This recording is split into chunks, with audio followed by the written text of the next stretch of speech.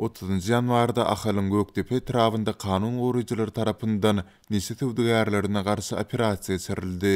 Azatlyň habarçylarynyň maglumatyna görä, paýtagyt Aşgabatdan 40 kilometr uzaklykda ýerleşen şäheriň eteginde ýarak sesleri hem işdilipdir. Operasiýanyň netijesinde onlarça adam Sultanda kanun goruýjy edarlaryň wekilleri de saklandy. İrandan amala asyrlan nese gaçakçylygynyň öňüni almak boýunça geçirilen operasiýa barada ilkinji bolup Türkmenistanyň kronikasy nesri habar berdi. Ol Aşgabatyň etegindäki Bagyr tebitinde hem operasiýanyň geçirilendigini bellidi. Azatlyň habarçylary Göktepe'däki operasiýanyň 30 ýanwarda öýlenden soň başlanandygyny habar berdiler. Yerli ilat ilk ýürit operasiýanyň bir kanun nesi gaçakçylygy bilen meşgullanýan jenaýatçylykly topara garşy alınıp barylýandygyny çaklap bilmändir. Awtomatyň izgiderli seslerinden soň adamlar yerli banklaryň biriniň talanlanýandygyny çaklapdyrlar. Emma soňundan Türkmenistanyň Milli Howpsuzlyk Ministrliginiň nesi gaçakçylaryna garşy operasiýany geçirýändigi ma'lum bolupdyr. Habarçylarymyzyň maglumatyna görä, operasiýanyň netijesinde onlarça adam Sultanda kanun goruýjy edarlaryň wekilleri hem saklandy. Aşgabatdaky habarçymyz tutuk etmeleriň duşinbe güni hem Sultanda paýtagtda da dowam etdirilendigine gurrun berdi. Ýürit operasiýa barada ilkinji bolup 1 fevralda Türkmenistanyň kronikasy nesri habar berdi.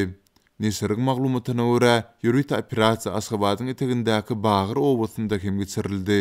Nesir umumy hatapda 30 adamyň Sultanda 5 adamyň Bagyrda, 13 adamyň hem Göktepe'de saklanandygyny bellidi.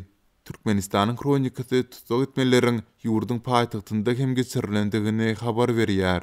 Olaryň arasynda kanun goruýjy edarlaryň wekilleri, Sultanda polisiýa başlygy we etraplaryň biriniň ýol gözükçilik gullugynyň ýol başçysy hem bar.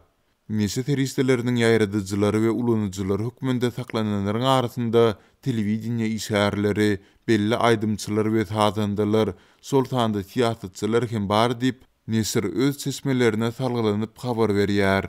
Nesir deriň öwüňnesi önümleriniň Türkmenistana, Irandan getirilendigini anyklandygyny hem nykdaýar.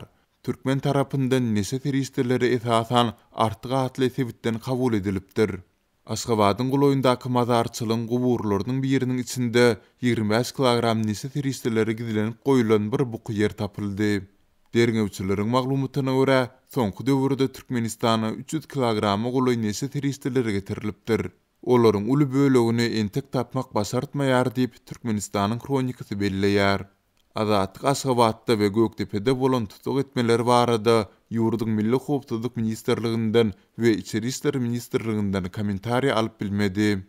Göktepe Aşgabatyň 40 kilometr Demirgazyk günbatarynda ýerleşip, Ahal vilayatynyň ady bir etrawynyň dolandyrys merkezidir. Göktepe etrafynda Ahalyň täze paýtagtynyň hem gurulýandygyny bellemek gerek. Türkmenistanda ýygy-ýygydan ele salynan bir kanun nesi teristlerini otlamak çäreleri geçirilýär. Saklanan nesi gaçakçylarynyň telekameralarynın öňünde towaly çykyşlary hem döwlet telewiziýasynda görkezilýär. 2020-nji ýylyň dekabrynda Prezident Gurbanuly Berdimuhammedow nesi teristlerini ýok etmek boýunça täze topluma açdy. 2021-nji ýylyň oktýabrynda Gyrgyzstanyň Içeri işler Ministrligi Irandan, Türkmenistanyň, Özbekistanyň we Gazagystanyň serhetleriniň üstü bilen ýurda metamfetaminiň uly tapgaryny getirip ele salynan özbek raýaty barada habar berdi.